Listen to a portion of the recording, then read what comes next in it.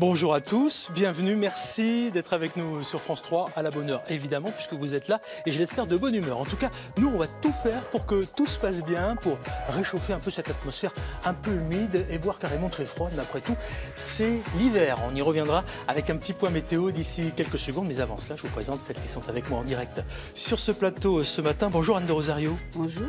Quand on est jeune, on a un petit peu de mal à penser à son avenir. Et c'est vrai que les études supérieures, ça peut parfois faire peur. Pourtant, l'éducation nationale a mis en place un dispositif que vous allez peut-être nous faire découvrir parce que certains ne le connaissent pas ou redécouvrir. En tout cas, on va en parler. De quoi s'agit-il? Tout à fait. Donc le dispositif des cordées de la réussite qui maintenant existe depuis 10 ans, mais nous allons le développer tout à l'heure. Très bien, très bien. Vous surfez sur le net de temps en temps? Ça m'arrive. Bon, vous avez une surfeuse juste à côté de vous. Elle n'est pas habillée comme une surfeuse, c'est pas la saison, mais elle va nous trouver quelques pépites sur le web. Bonjour Elsa Bezin.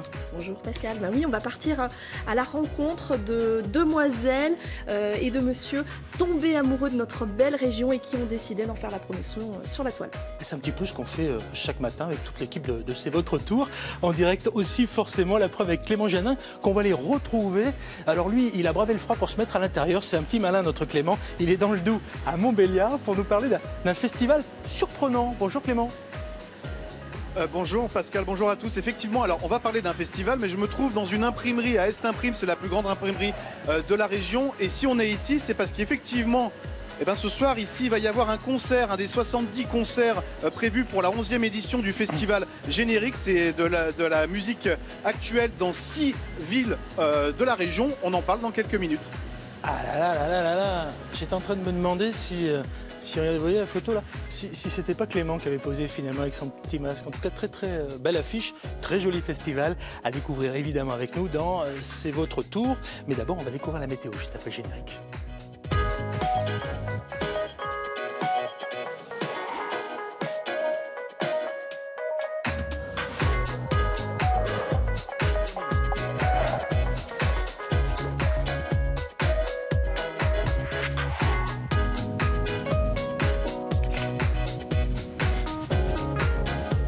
Difficile de passer à côté de la météo, hein, forcément, évidemment. On est en hiver, on se plaît à le rappeler. On avait presque tendance à l'oublier ces dernières semaines, mais malheureusement, Dame Nature nous fait un petit caprice et se rappelle à notre bon souvenir, particulièrement sur les hauteurs franc-comtoises, vous le voyez, du côté de la limite avec la Suisse, où on attend encore quelques centimètres de neige supplémentaire, ce qui ne devrait pas déplaire aux amoureux de la transjurassienne. D'ailleurs, vendredi, nous serons dans les coulisses de la Transju dans la matinale, un bel événement qu'on vous fera revivre sur les écrans connectés avec France 3. Ailleurs, on va essayer de se connecter avec le soleil, tant que faire se peut, parce que voilà, il devrait jouer avec quelques clins d'œil en compagnie des nuages.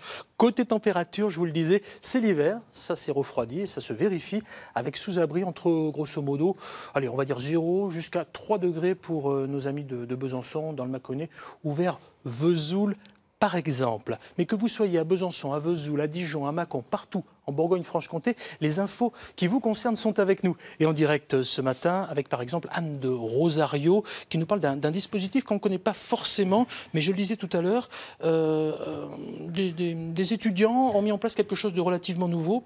Et c'est vrai que quand on est jeune, on a forcément du mal à penser un petit peu à son avenir. Les études supérieures, ça peut faire peur. De quoi s'agit-il ? Alors, les cordées de la réussite. C'est ça, c'est le nom de cette initiative. Voilà, les cordées de la réussite ont pour objectif de lever les inéquités sociales et culturelles qui visent parfois certains de nos étudiants, enfin certains de nos lycéens, oui, et qui, on va dire, peuvent leur fermer les portes de l'enseignement supérieur.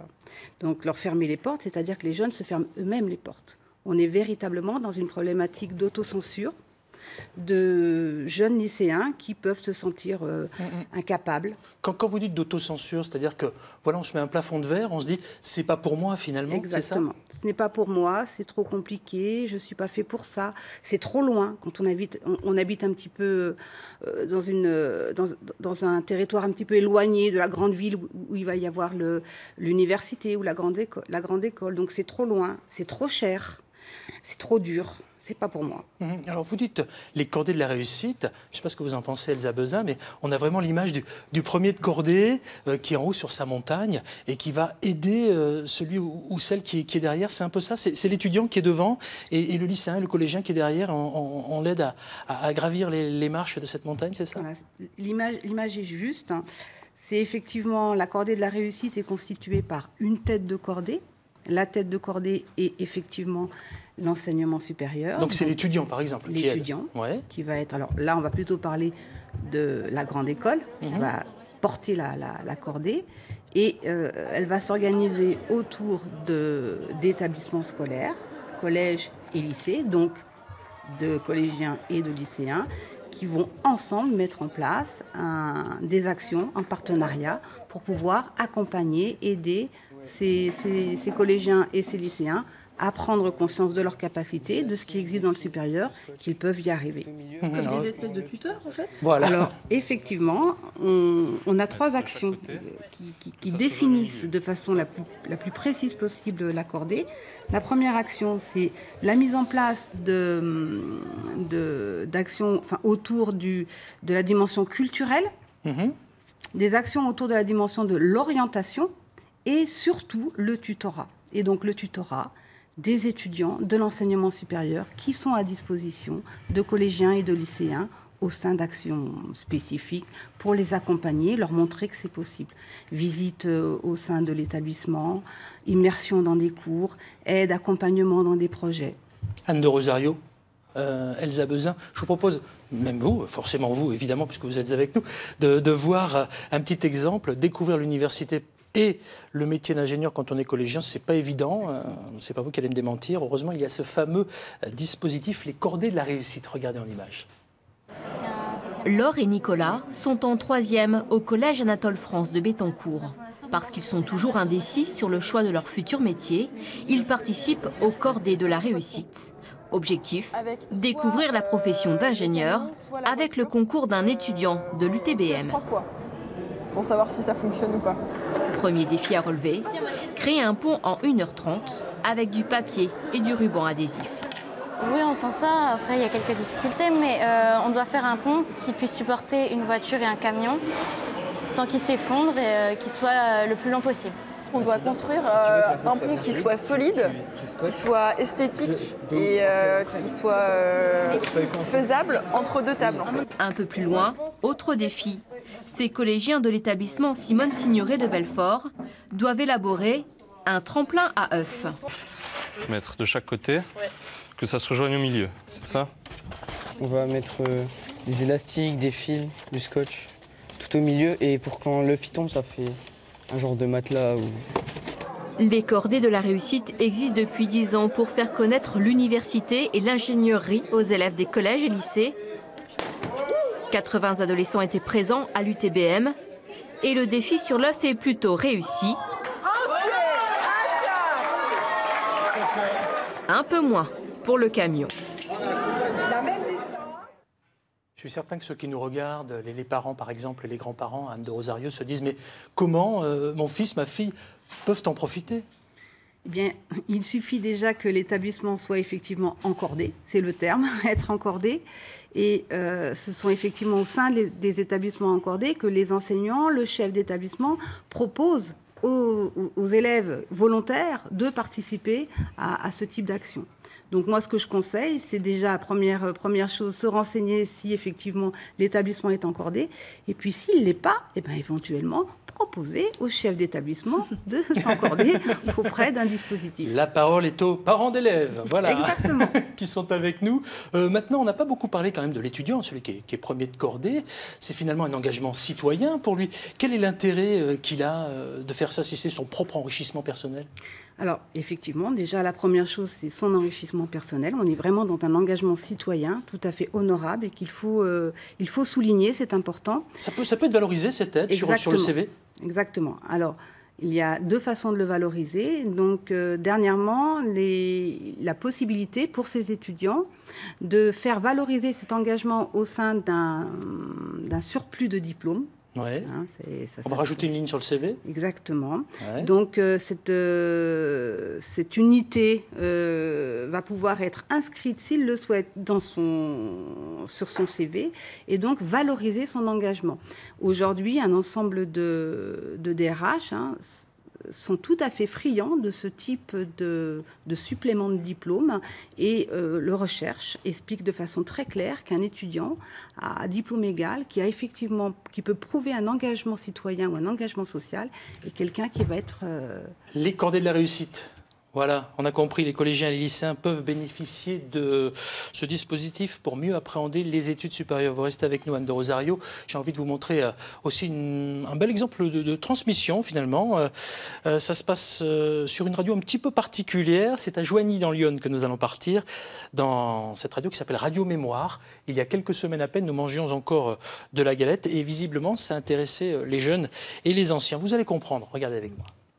J'accueille Étiennette, Teddy, Mia, Arlette, Evelyne et Camille. Bonjour à tous. Autour de la table, 3 enfants et 3 mamies sont au micro. Pour cette grande première émission de Radio Mémoire, ils vont échanger sur la tradition de la galette des rois. Par exemple, toi Camille, à quoi ça ressemble la tradition de la galette des rois? Y a mon petit frère, c'est le plus petit, il va sous la table, il dit les prénoms. Et on distribue la galette dans les prénoms. Si on a la preuve, on est reine ou roi et on choisit son roi ou la reine. Quand mange-t-on la galette? Avec qui la partage-t-on? Quelle est sa recette? Et que boit-on avec? Du cidre. Teddy? Je sais pas. Tu bois pas? De l'eau? Du jus? Jus de pomme? Du champomis. Du champomis? Ça c'est bon ça, champomis. Les petits racontent les traditions d'aujourd'hui. Les anciens partagent, eux, leurs souvenirs du passé. La couronne, est-ce que c'est vous qui la faites à la maison? Mia par exemple? Des fois. Et quand vous étiez vous petite, ça se passait comment? Parfois on nous les faisait faire à l'école.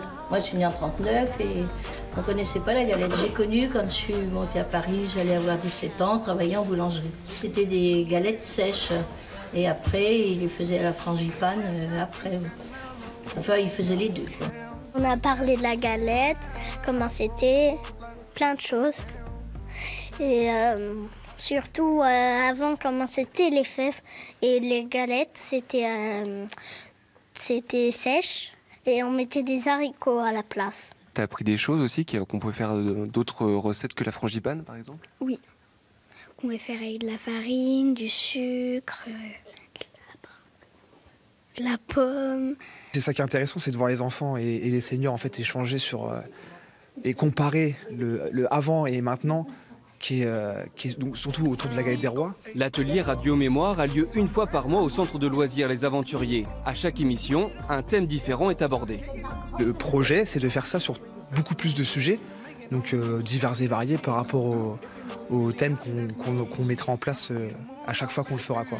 Les objectifs de ce projet intergénérationnel, le partage d'expériences avec les enfants, mais également rompre l'isolement des seniors. C'est tellement important que les seniors apportent aux enfants, mais les enfants aussi apportent aux seniors. Et c'est ça le plus important, voilà. C'est qu'il y ait une osmose qui se fasse. Chaque épisode sera diffusé sur la page Facebook de l'Association de la Madeleine. Les personnes âgées qui souhaitent participer à cette initiative peuvent se faire connaître auprès de la mairie. Un bel exemple de transmission intergénérationnelle. Alors c'est sûr, Anne de Rosario, qu'on s'amuse un tout petit peu plus là, dans cet exemple, que pour les cordées de la réussite. L'enjeu n'est pas le même, évidemment. Hein. L'enjeu n'est pas le même, mais je ne suis pas sûre qu'on ne s'amuse pas aussi dans les cordées de la réussite. réussite. Une belle philosophie dans les deux cas. Hein. Tout à fait. Bon, on va garder cette belle ambiance ce matin dans votre matinale en se proposant de vous emmener, tiens, allez, sympathiquement découvrir un joli festival, même si de prime abord, dans le décor dans lequel se trouve Clément, on peut se dire, mais quel est le rapport avec l'imprimerie? Et pourtant, on va parler d'un festival à Montbéliard, le festival générique, Clément. Effectivement, à Montbéliard, à Mulhouse, à Dijon, à Besançon et à Belfort, dans 6 villes, ce festival. C'est le festival générique. Vous voyez, 11e édition de ce festival itinérant. Ça va durer tout le week-end, 70 concerts. Et si on est dans cette imprimerie à Est Imprime, avec vous, Olivier Garmou, bonjour. Bonjour. C'est parce que Est Imprime est l'imprimeur depuis toujours du festival, des Eurocaines de Belfort, de plein d'autres choses. Mais aussi, Est Imprime va accueillir ce soir un concert ici. Vous l'avez déjà fait plusieurs fois, c'est ça? Ça fait plusieurs fois qu'on organise organise le concert. Donc les artistes, plusieurs Canadiens sont déjà venus jouer. Jean-Louis Cormier et d'autres. Les Canailles. Alors là, on marche à l'endroit où ce soir, il y aura une scène qui va être bâtie pour permettre à un public, alors le concert est déjà complet, c'est ça qui est magique, c'était sur invitation, c'est gratuit, de découvrir un groupe. Mais on en parlera plus tard de ce groupe. D'abord, ce que je voudrais, c'est que vous nous parliez de vous, Olivier Guermou, de Est Imprime. Vous avez 5 sites, une usine à Paris, 4 autres sites en Franche-Comté, et ça marche bien. Ça marche bien, oui, on essaye, on fait tout pour que ça marche bien. Donc on est une imprimerie franc-comtoise, à peu près 160 salariés en tout, 23 millions d'euros de chiffre d'affaires.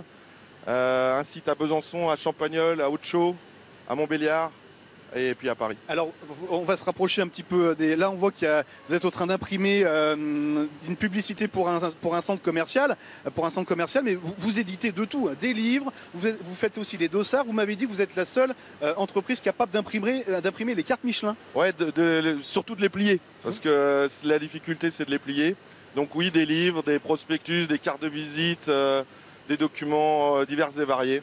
À l'heure actuelle, avec les nouvelles technologies, il faut beaucoup d'investissement, j'imagine, pour être toujours au top. C'est un métier capitalistique, l'imprimerie. La presse qui est dans cet atelier, elle vaut à peu près 2 millions d'euros, 1,5 million d'euros, on va dire. Tout le matériel coûte cher et aujourd'hui, c'est le numérique aussi. Ouais. Vous m'expliquez quelque chose d'intéressant. Vous m'avez dit, si je participe au Festival Générique, il faut toujours être moteur aussi dans une région. Quand une région va bien, nous, on va bien. Donc effectivement, il faut qu'il y ait des festivals pour que vous vendiez des affiches, en fait. Bon, il faut savoir que les dirigeants, on est 3 associés, on adore la musique, mais aussi le sport. Et donc, on essaye à notre juste mesure de participer un petit peu à créer des événements, à soutenir des événements, parce que si la région est dynamique, à un moment ou à un autre, on en profitera aussi. Ouais. Effectivement, mais en tout cas, je pense que ce soir, le concert va être très sympa. Les artistes qui vont se produire ce soir, ils sont là, regardez, ce sont les Deluxe. C'est un duo canadien qui promet. Ils vont être avec nous, logiquement, si tout va bien, s'ils ne sont pas bloqués dans la neige, ils vont être avec nous dans quelques minutes ici. Merci Olivier de nous permettre de faire ce petit direct ici. On est dans un lieu tout à fait atypique. L'imprimerie Est Imprime, on se retrouve avec les Deluxe dans quelques minutes, Pascal.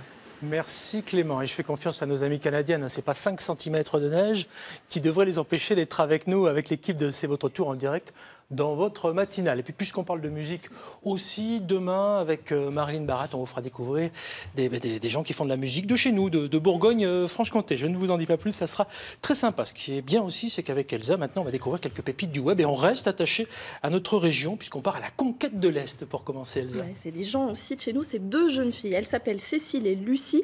Alors le titre de leur blog, on voit, c'est pas un blog culinaire. Hein, oui, parce que là c'est un beau gâteau au chocolat.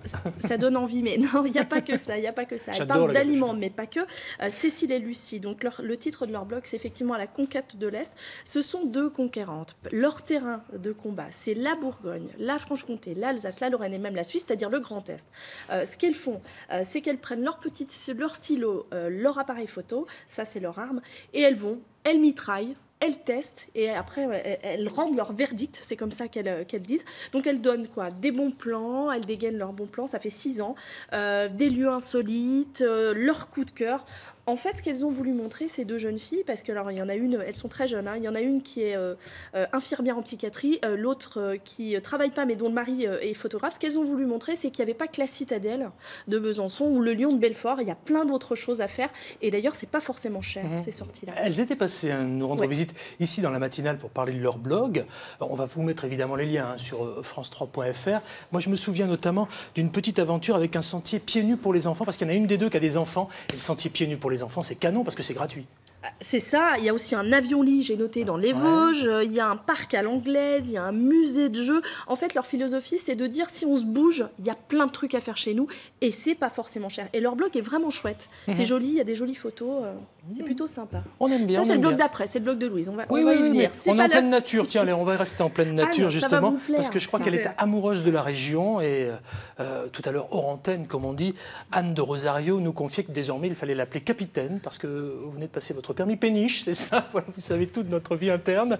Et donc, péniche égale nature, la nature égale un blog à découvrir. Ça va vous plaire, Anne. C'est Louise, elle est maconnaise. Elle est étudiante en communication. Elle vient de lancer son blog, c'est tout nouveau. Alors, Louise, ce qu'elle dit, c'est qu'il y a plein de choses à faire loin de la ville, qu'on a des très jolis paysages. Alors, effectivement, il y a des balades à pied, il y a des balades à vélo, où c'est chouette en plus parce qu'elle explique le nombre de kilomètres, la difficulté, le matériel qu'il faut. Et puis, il y a un autre truc qui est super sympa, je pense qu'on va voir l'image dans quelques instants, c'est qu'elle nous dit où on peut aller pique-niquer.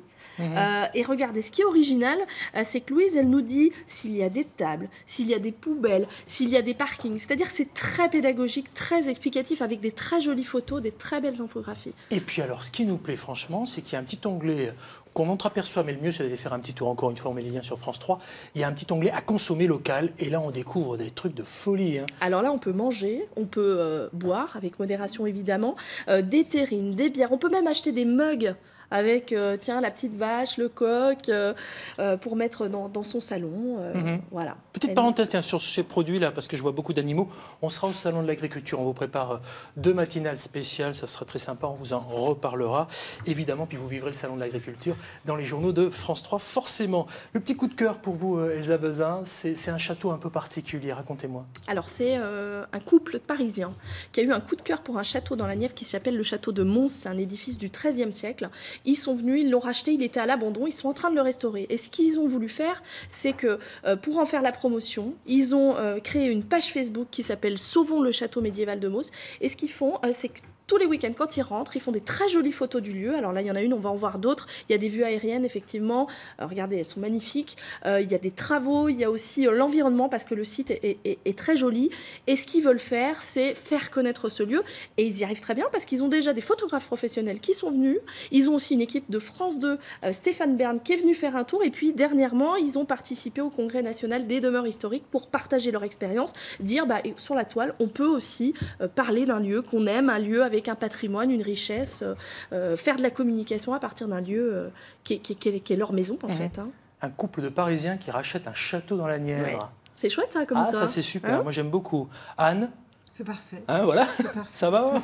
Vous avez voyagé en première classe. Exactement. Elle était assise, tranquille. Anne, on va poursuivre le voyage dans la matinale. Vous restez avec moi. Je vous libère, Elsa Bezin. Je vous remercie pour toutes ces infos. Les pépites du web à retrouver évidemment sur le net, sur france3.fr. Et puis à retrouver tout de suite notre ami Clément Janin qui se prépare pour nous faire vivre un événement musical dans le cadre du festival Générique dans le Doubs à Montbéliard. Vous êtes toujours dans les coulisses de cette imprimerie, Clément.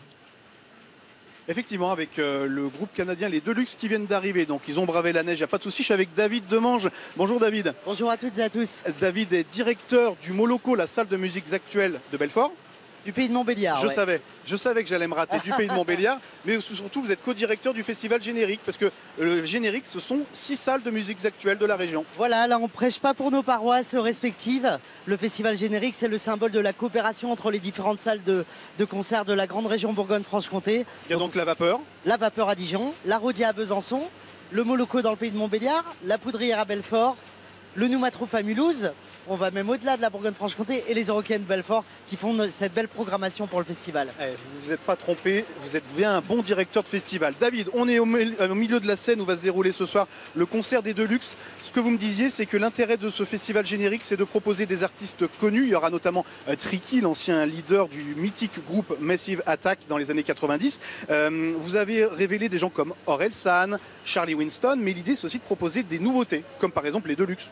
Voilà, l'idée du festival, c'est de faire découvrir des artistes qu'on dit émergents, qui n'ont pas encore vraiment de public, soit des artistes internationaux qui font leur première venue en France à l'occasion de Générique, c'est le cas des Deluxe, des Canadiens, qui vont jouer ce soir dans l'imprimerie, et c'est le cas aussi d'artistes français qui en sont en début de carrière, et donc l'objectif c'est de les mettre en lumière un peu pour la première fois, et de les faire découvrir. Certains deviendront connus, d'autres non. Ce que je vous propose d'ailleurs, c'est qu'on écoute quelques secondes d'un des titres des Deluxe, vous comprendrez tout de suite ce que c'est du rock garage, c'est plutôt excellent, écoutez.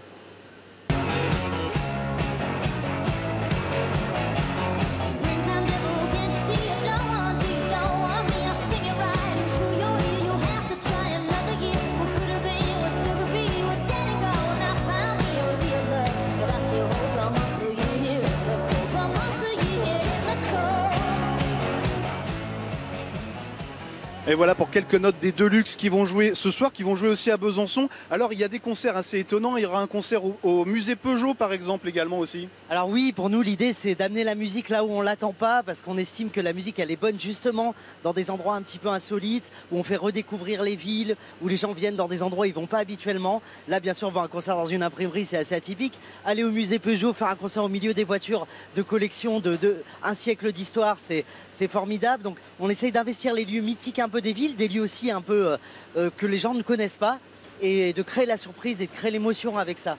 Vous êtes vraiment bien développé, hein, parce que ça fait 11 ans que ça dure, et ce qui marche bien, c'est cette collaboration entre les 6 salles de musiques actuelles, en fait. Ouais, c'est une magnifique aventure humaine, collective.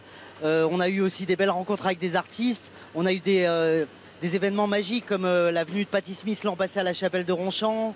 Voilà, donc c'est un festival qui maintenant a un rayonnement vraiment national, mais qui est avant tout ancré sur son territoire avec les acteurs locaux. Bon, en tout cas, c'est trop difficile de donner la liste. Il y a 70 concerts, ça commence ce soir. Il y a des concerts tous les jours dans les civils pendant 4 jours. Le mieux, c'est d'aller sur le site internet du festival et vous trouverez toutes les infos utiles. Dépêchez-vous, la plupart des concerts sont déjà complets. Voilà, Pascal. Et puis, dans quelques minutes, on se retrouve avec nos amis canadiens, les Deluxe. Super, je fais confiance, Clément. Merci. Reste avec nous, vous qui êtes derrière votre écran. Pour en savoir plus sur le festival générique, vous pouvez aussi évidemment cliquer sur france3.fr. On vous parlera de toutes les autres aventures collaboratives avec d'autres structures pour faire vivre ce grand festival à travers notre belle Bourgogne-Franche-Comté. Puis là, on va découvrir une initiative qui est rapide, écologique et économique. Bonjour Aude Weiss. Bonjour Pascal. Vous êtes à l'origine justement de cette initiative jurassienne, rapide, écologique et économique, c'est quoi? C'est une filière jurassienne de revalorisation des bouteilles de vin Jura. Alors en quelques mots, on a tous entendu dans l'actualité, je pense que vous l'avez entendu aussi comme moi, Anne de Rosario, on parle beaucoup du recyclage, on veut nous mettre à la mode allemande. Est-ce que c'est de ça dont il s'agit, mais pour les bouteilles de vin du Jura?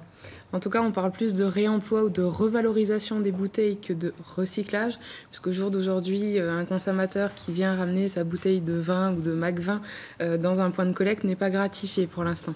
Il n'a pas 5 centimes ou 20 centimes de réduction. Oui, on n'est pas sur la mode allemande. Je pense que si demain on le fait, à mon avis, on n'aura plus de bouteilles qui vont traîner dans les champs en pleine nature. Ça sera tout à fait différent. On n'en est pas là pour l'instant, même si on commence à y réfléchir. Comment vous donnez vie à ces bouteilles finalement? Alors on les remet tout simplement dans le circuit de distribution, donc grâce à des points de collecte et donc des particuliers, des consommateurs, des familles, des foyers qui, lors de leurs courses alimentaires hebdomadaires, vont remettre leurs bouteilles de Mac-vin, leurs bouteilles de Jura qu'elles ont consommées dans la semaine. Et donc ces points de collecte sont répartis donc dans 2 départements, le 25 et le 39 principalement. Une fois que... Le Doubs de Jura, donc? Le Doubs de Jura, oui, avec un point de collecte dans le 21, Saint-Jean-de-Laune et dans Côte d'Or. Voilà. Et 71 avec Louan. Saône-et-Loire? Oui. On va y arriver? On continue comme ça, on fait tout le calendrier? On essaye, on essaye. Bon, quel est mon intérêt à moi, consommateur, finalement, de faire appel à vous en lavant mes bouteilles? Alors tout d'abord, c'est répondre à une démarche éco-citoyenne, responsable. Aujourd'hui, faire fondre une bouteille à hauteur de 1500 degrés, c'est pas forcément c'est très énergivore. Donc c'est vraiment pas le but de la filière. Aujourd'hui, c'est vraiment du réemploi. On lave les bouteilles, on les remet dans le circuit de distribution. Bon, il ne faut pas uniquement convaincre les consommateurs que nous sommes. J'imagine que la difficulté, c'est évidemment, et je pense qu'il y a des Jurassiens qui nous écoutent, et peut-être même des viticulteurs, des vignerons, qui se disent, bon, elle est très gentille, Aude Weiss, mais moi, je ne vois pas bien l'intérêt, finalement, d'aller faire laver mes bouteilles. Est-ce qu'il y a un intérêt économique ou quelque chose? Bien sûr, il y a un enjeu économique pour les viticulteurs, les vignerons, c'est-à-dire de pouvoir bénéficier d'une bouteille qui va valoir donc 20% de moins que le prix du neuf. Ça c'est parlant. Il y en a qui nous écoutent et qui se disent, ah oui, je peux payer mes bouteilles 20% moins cher. C'est ça, c'est exactement bouteille de vin. Du Jura, pour l'instant. Du Jura, exclusivement. Voilà, c'est important. Hein. Une bouteille qui peut être réutilisée combien de fois? Environ 7 à 8 fois au niveau du cycle. D'accord. Est-ce que pour le consommateur, ça coûte quelque chose? Non, du tout. C'est vraiment une fierté, j'allais dire, pour le consommateur et c'est du pur bénévolat. Vous pensez que ça va se développer en France? Bien sûr, sur le territoire national, on a déjà 10 projets comme J'aime mes bouteilles, certes, qui ne s'appellent pas forcément tous J'aime mes bouteilles, mais oui, c'est en train de se développer, et heureusement d'ailleurs. Anne de Rosario, vous en pensez quoi de cette initiative? Mais je me disais que c'était de nouveau un acte citoyen, comme pour nos étudiants. C'était un bel acte citoyen. Pour accorder la réussite tout à l'heure. Qu'il il faut effectivement récompenser le maximum. Peut-être même qu'il y a des emplois qui vont être créés grâce à ça. Parce que si on lave de plus en plus de bouteilles, même si on met beaucoup de robots, il faudra quand même des gens pour les programmer, ces robots. Tout à fait. Il y a une création possible de 10 emplois jusqu'en 2020. Donc tant des emplois directs comme le mien que des emplois indirects. Et dans le concret, les bénéfices pour l'environnement, parce qu'aujourd'hui on entend nos politiques dire oui c'est formidable, on devrait le faire, etc. Pour l'instant c'est pas fait. Hein. Et c'est quand même 2 tonnes de CO2 dans la nature au moins. Ça parle. Oui, ça parle. Au niveau français cette fois-ci là. D'accord, ok. Vous avez pu le mesurer sur le Jura, bien sûr. Simplement 4 tonnes exactement. D'accord, donc ne jetons plus nos bouteilles en verre, particulièrement dans le Jura et pour les bouteilles de vin, mais lavons-les, ça existe dans le Jura. On va bien sûr vous mettre les coordonnées sur france3.fr. Alors on l'a compris, l'écologie est plus que jamais d'actualité dans notre région. Vous allez pouvoir le vérifier avec cette autre initiative surprenante. Nous partons en pleine nature, respirer le bon air des sapins du Haut-Doubs.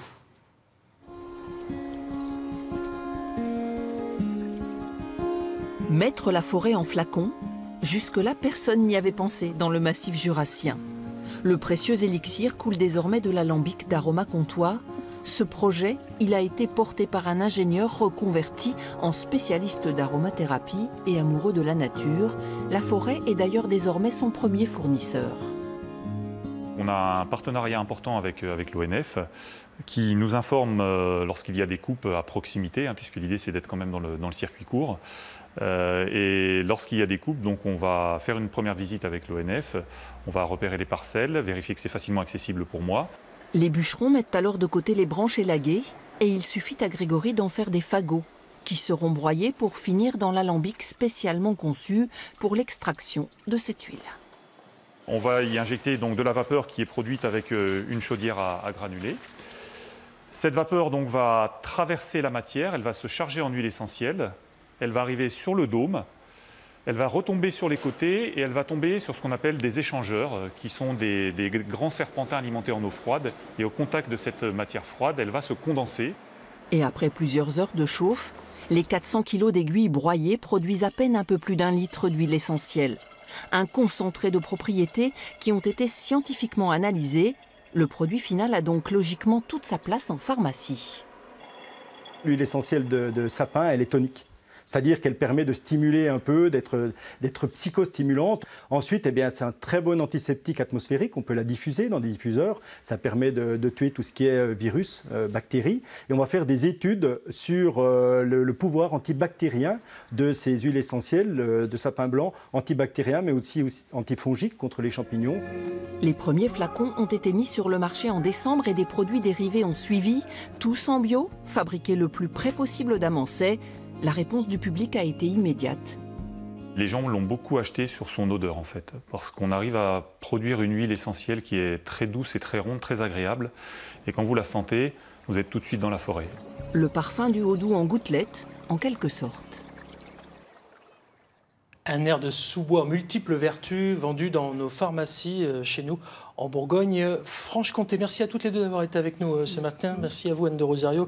Grâce à vous, finalement, on sait que l'Éducation nationale a mis en place un dispositif pour aider les collégiens et les lycéens. Ça s'appelle les cordées de... La réussite. La réussite, super. C'est noté, merci. On met tout sur france3.fr. Et merci aussi à vous, Aude Weiss, pour le collectif J'aime mes bouteilles. Dites donc, on est à quelques jours de la Saint-Valentin. Pourquoi j'aime mes bouteilles? Qu'est-ce qui se cache derrière ce mot d'amour? J'aime mes bouteilles, j'allais dire, c'est tout d'abord un travail collectif. C'est plusieurs maillons à une chaîne. C'est-à-dire que s'il n'y a pas de collecte, il n'y a pas de lavage. S'il n'y a pas de lavage, il n'y a pas de revente. Donc encore une fois, j'insiste, c'est vraiment un travail... Super. Une initiative jurassienne écologique top. Allez faire un petit tour sur le net pour en savoir plus. Nous, on continue notre petite balade avec Clément pour C'est votre tour, avec toute l'équipe depuis l'imprimerie dans le Doubs à Montbéliard à l'occasion du festival Générique. Effectivement, puis ça y est, alors, les Deluxe sont arrivés, on avait peur, mais ils avaient une bonne excuse. En fait, ils ont été contrôlés par la douane, au péage. Quelle idée? Pourquoi vous contrôlez? on look trop cool, je sais pas. On a des plaques hollandaises, puis... Ah, vous avez des plaques hollandaises, et puis vous avez, oui, et puis vous avez un look un peu différent. Ouais, ils nous croyaient pas. Ils voulaient amener le chien, ils voulaient sortir le chien. Ils nous ont demandé au moins 20 fois si on avait des stupéfiants. Non, mais quelle idée. C'est seulement notre apparence qui est stupéfiante. Effectivement, donc, merci d'être là en tout cas. Effectivement, alors vous vous trouvez exactement à l'endroit où ce soir vous allez jouer un concert. Qu'est-ce que vous pensez de ça? C'est super intéressant, je trouve ça le fun. C'est pas tous les jours qu'on joue dans une imprimerie. Non. C'est votre premier voyage en France. Oui. Vous venez de Montréal. Qu'est-ce que vous pensez de ce type de festival qui va vous permettre de jouer plusieurs dates comme ça, dans plusieurs lieux? Ben, si ça va aussi bien que notre première semaine, la semaine passée, on n'est pas trop inquiet. Déjà, c'est complet ce soir à l'imprimerie et on a bien hâte de découvrir les autres villes pour le générique. Alors effectivement, Étienne, vous jouez un rock garage. On a écouté un extrait d'un de vos singles tout à l'heure. On va entendre peut-être quelques notes de musique également en parlant. Vous faites un rock garage qui est très apprécié dans la région. Il y a le festival Les Eurockéennes. Vous êtes en terrain un peu conquis ici. Oui, mais étrangement, c'est notre première fois, fait qu'on s'attendait à rien vraiment et à date, tous les shows sont presque complets. C'est vraiment, la réponse est hallucinante, c'est vraiment... Les Français nous attendaient, faut croire, c'est merveilleux. On est content de vous voir. Quelqu'un qui s'appelle Anna Frances, forcément, nous les Français, on avait hâte de vous voir. Votre objectif, vous savez qu'il y a des gens comme Charlie Winston, Orelsan, The Do, The Shows qui ont joué au festival générique et qui ont après grandi. C'est ça l'objectif de votre groupe. Quel est votre objectif à vous? C'est juste de voyager dans le monde en faisant ce qu'on aime, jouer de la musique pour les gens qui veulent d'amener le rock'n'roll aux gens. On aime se promener dans les petits recoins. Là. Notre but, c'est d'aller le plus loin possible où on penserait jamais qu'il y ait du rock'n'roll. On tend vers l'univers. Alors là, l'univers, c'est une imprimerie, Anna Frances. Comment est-ce que vous voyez votre jeu de scène ce soir ici, du coup? Ben, moi, j'aimerais ça avoir du monde un peu qui nous entoure, un peu partout. Vu que si on joue en plein milieu, il y a de l'espace pour tout le monde. Ça peut être un peu une scène circulaire. Là. C'est ça l'avantage qu'on a à être deux. On peut un peu se mettre n'importe où quand même. Et ça fait des spectacles plus dynamiques. Bon, ce qu'on espère, c'est vous voir ce soir ici dans l'imprimerie Est Imprimerie et peut-être dans quelques années aux Eurockéennes de Belfort. Ce serait bien. Ça serait très bien. Bon, comment on dit, on croise les doigts, je sais pas, en canadien, c'est quoi l'expression? Merde. Merde. Bonne chance. Merde. Et on a le même mot en français pour dire la même chose. Oui. Bon, merde alors. Merde pour ce soir. Voilà, Pascal, c'était les Deluxe. On vous conseille d'écouter ça. Vous trouverez tout sur leur site internet, leur page Facebook. Ça vaut le coup. Merci Clément. Votre objectif la prochaine fois, ça sera d'avoir le même look. Et comme on dit au Canada, bon matin, bon matin et merci d'être avec nous. Demain, on retrouvera notre ami Clément. Demain, on sera dans le Charolais. Il sera question d'une traction un peu particulière. Je ne vous en dis pas plus parce que maintenant, on va retrouver le 3e épisode déjà de notre feuilleton consacré au doublage. Nous avons passé une journée entière avec une star, Leonardo DiCaprio. Grosse production la matinale. Regardez.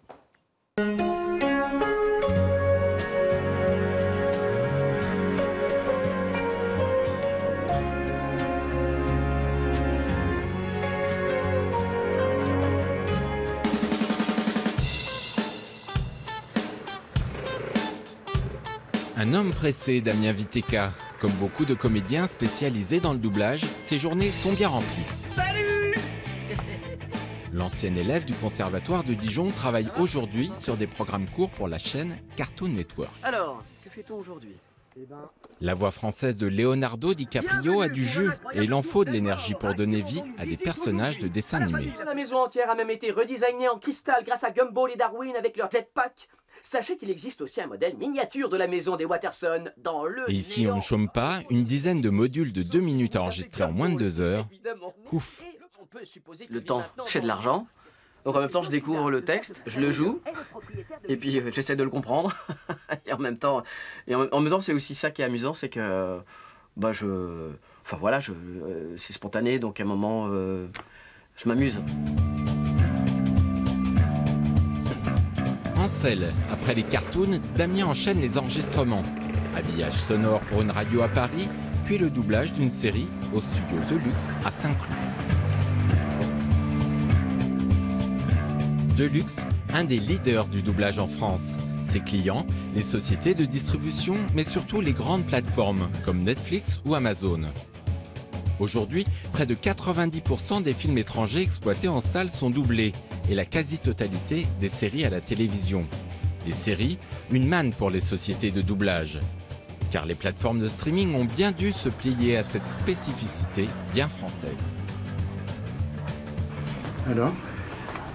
Eh ben écoute Fred... Ça va, il manque rien ? Non, écoute, pour l'instant dans la VI tout est ok. L'apprentissage des langues étrangères n'est pas une des spécialités de ce pays. Il y a très peu de gens quand même qui parlent une langue étrangère, donc c'est beaucoup plus simple, c'est plus reposant pour eux d'entendre les dialogues et tout ce qu'il peut y avoir dans leur langue. Dans Sneaky Pete, une série produite par Sony et Amazon, Damien Viteka est loin de ses autres prestations de la journée. Il faut juste que je dise un mot à mon cousin Taylor. Hein. Salut. Il prête ici sa voix à Giovanni Ribisi, qui campe un personnage calme et terriblement manipulateur. D'une fille qui a passé la nuit chez moi hier et qui m'a volé de l'argent. Tu crois ? Je crois que sans ma formation de comédien, j'aurais jamais pu être ici. J'aurais jamais pu comprendre ce qui se joue à l'écran. J'aurais jamais pu être à la hauteur d'acteurs qui sont formidables. Et moi, à un moment, ça me demande aussi de chercher en moi des choses un peu personnelles. Et surtout de donner l'impression que c'est facile. Alors que ça ne l'est pas. Si aujourd'hui son agenda est bien rempli, Damien a connu des jours plus difficiles. 2010, la Warner distribue Inception. Elle l'écarte et change la voix française de Leonardo DiCaprio. J'ai entendu parler de toi. Que tu clames sur tous les toits que ces mandingues ne valent pas. Au total, 4 films se feront sans lui. Vous ne croyez pas que c'est un petit peu trop ? 2013, grâce au soutien du public, le Bourguignon est choisi par Scorsese en personne. Il retrouve son acteur fétiche, il est le loup de Wall Street. Je m'appelle Jordan Belfort. L'année de mes 26 ans, je me suis fait 49 millions de dollars. Ce qui m'a carrément fait chier, c'est qu'à 3 près, ça aurait fait 1 million par semaine. En même temps, ça vous ramène aussi à une situation qui est celle qu'à un moment, on est un interprète. Et puis, on est comme ça, on subit l'envie des gens. On n'est pas propriétaire de quoi que ce soit. Et c'est la vie. C'est un moment, parfois on est passionné, on est heureux, on se dit c'est super, et puis d'autres moments on perd tout, et puis on recommence, et puis c'est une vie de comédien à notre époque. Tu avais un business et une famille à préserver. Au fil du temps et des rôles, le comédien doubleur s'attache à l'acteur qu'il double, comme s'il devenait un prolongement de lui-même, tout ceci en restant dans son ombre. Le problème, c'est que je ne suis pas sûr de... Leonardo DiCaprio, Robert De Niro, Kevin Costner, quelle production, hein. Très beau feuilleton hein, sur le doublage. À revoir par exemple tout à l'heure dans l'info, dans votre 19-20 en Bourgogne et en Franche-Comté. De l'info, il en est question avec vous, Caroline Juret. Pas besoin d'être doublée. Hein. Bonjour Caroline. Bonjour Pascal. C'est la vraie Caroline Juret qui est avec nous. Et on parle de l'actualité avec la gare de Mâcon qui a été évacuée la nuit dernière à cause d'une mallette égarée. Oui, bonjour Pascal, bonjour à tous. On vous en parle ce matin sur notre page internet avec des photos de Damien Boutillier, notre journaliste qui est en poste à Mâcon et qui était là-bas cette nuit. Alors c'est un TER parti de Dijon à 20h40 qui devait arriver à Lyon à 22h44 et qui a été évacué en gare de Mâcon. Il était 22h environ, évacué pour un colis suspect. Tout le monde a dû sortir. Les passagers ont été regroupés dans un hôtel. Les démineurs sont intervenus, les pompiers, la police. Le train est resté bloqué en gare pendant 2 heures. Tout ça eh bien, pour une mallette hein, qui a été oubliée dans ce train. Et puis un autre TER hein, qui faisait celui-là, Lyon-Mâcon, a été arrêté à Belleville-sur-Saône. Ces passagers transportés en taxi jusqu'à Mâcon. Alors on vous en parle à midi et c'est donc à lire sur notre site. Après ces grosses pagailles, on peut dire une grosse défaite, une triste défaite en tout cas pour la GIA, Auxerre et les 8e de finale de la Coupe de France. Ça s'est mal terminé pour nous. Ah oui, alors grosse déception. On en parlait hein, justement il y a quelques jours, hein, Pascal, avec la GIA qui n'avait reçu aucune défaite, enregistré aucune défaite depuis que son nouvel entraîneur est arrivé. Et bien là, sur sa propre pelouse, à la Baie des Champs, la GIA s'est fait éliminer hier soir par un club qui évolue en national, le club de Vendée-Herbiers. On va revenir dessus à midi, bien évidemment. Alors, on va écouter le président de la GIA, Francis Graille. Vous allez voir sa tête, hein, c'est vraiment, il est très triste, hein, ce monsieur. Regardez. Il va falloir sans doute remettre les choses un peu au point avec les joueurs, hein, pour que les joueurs comprennent qu'on ne peut pas appréhender des matchs de Coupe de France quand on a la chance dans la vie, dans sa carrière, de pouvoir jouer un quart. On ne peut pas aborder un match comme on l'a abordé ce soir. Allez, on oublie la tristesse, place au bonheur. Ce soir, il y a une ouverture à Dijon, une salle de spectacle La Vapeur. Oui, gros événement, La Vapeur qui réouvre ses portes. C'est la scène de musique actuelle de Dijon. Il y a 2 immenses salles de concert, des studios qui ont été remis aux normes, aménagés pour que les concerts se passent au mieux pour les spectateurs. Alors, on va vous en parler en détail à midi et ce soir avec le directeur de La Vapeur, c'est Yann Rivoal, donc à 19h20. Et on va revenir sur l'histoire de cette salle de concert. Allez, on revient sur le foot. Après les Bourguignons d'Auxerre, les Francs-Comtois de Sochaux, qui hier aussi se sont pris une déculottée face à Paris. On était dans les coulisses d'ailleurs dans la matinale hier. Oui, alors les Francs-Comtois ont été défaits sur leur pelouse également au Stade Bonal, battus 4-1 par le PSG en 8e de finale de Coupe de France, avec un blessé dans les rangs de Sochaux, Florent Martin, touché au ligament croisé au cours de la première mi-temps. Un match qui s'est déroulé dans une ambiance assez tendue. On vous raconte ça dans un article qui est publié également sur notre site. On écoute Peter Zedler, l'entraîneur du FC Sochaux. Quand on est seulement mené 2-1, il y a toujours une chance. Alors on voulait jouer le tout avec le changement Robinet pour Tousgar, c'était prévu. Et exactement à ce moment, il marque le 3e but et après, ouais, c'était plus possible. On n'avait plus les forces pour presser, on n'avait plus les forces pour attaquer. Après, malheureusement, je suis un peu désolé aussi pour notre public. Super, merci Caroline. Rendez-vous à midi. Si je vous dis J-2, événement international planétaire, vous me dites? Les Jeux Olympiques. Allez, on va suivre 2 championnes. Regardez.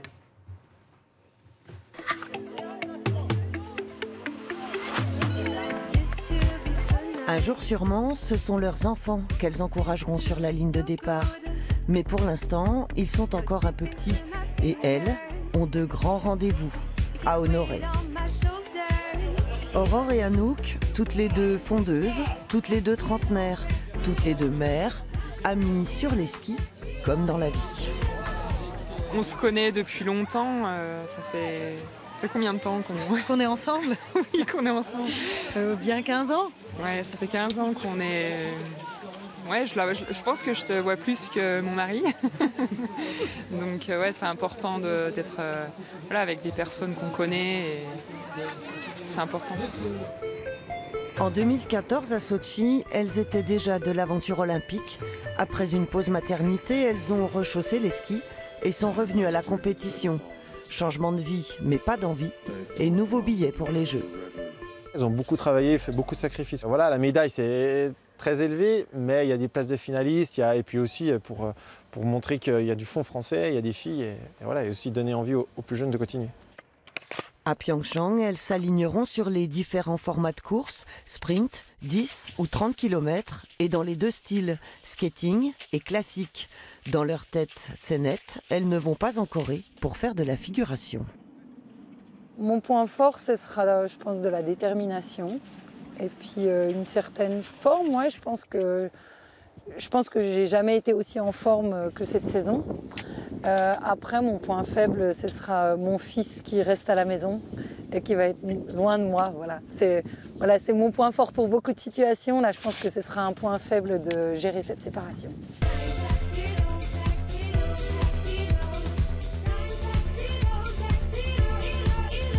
À chaque fois, c'est des jeux complètement différents. Après, je me prépare, voilà, je sais que je serai par exemple plus sereine. J'ai déjà aussi l'expérience des anciens jeux, donc voilà, je vais vraiment profiter aussi au maximum, pas avoir de pression non plus comme j'ai pu avoir. Je pense que maintenant, j'arrive à gérer certaines choses aussi, quoi. Pas de stress, mais pas de folie non plus. Ne cherchez pas Anouk et Aurore dans la délégation française. Lors de la cérémonie d'ouverture, elles feront l'impasse, car le lendemain, elles seront au départ du skiathlon, 2 fois 7,5 km. Elles partent en mass start, en classique, elles changent de matériel, elles repartent en skating et la première qui arrive passe la ligne, gagne la course. Une première épreuve olympique qui, pour les 2 franc-comtoises, servira de préparation aux 10 km skate en individuel, l'épreuve qui leur tient le plus à cœur, là où elles veulent briller, en Corée. Et puis Cocorico, parce que les athlètes franc-comtois seront présents dans toutes toutes les disciplines nordiques. Donc ça, c'est plutôt bien. On va croiser les doigts pour avoir la forme olympique. Demain, nous, on revient aussi en forme olympique, hein, Caroline? On revient avec toute l'équipe. Si je vous dis 14 février, Caroline Jouret? 14 février, laissez-moi réfléchir. La Saint-Valentin? Oui, on va parler d'amour dans la matinale. Demain, à 9h50. Alors un peu, beaucoup, passionnément, peut-être même à la folie. Donc à demain, 9h50 et à tout moment sur France3.fr.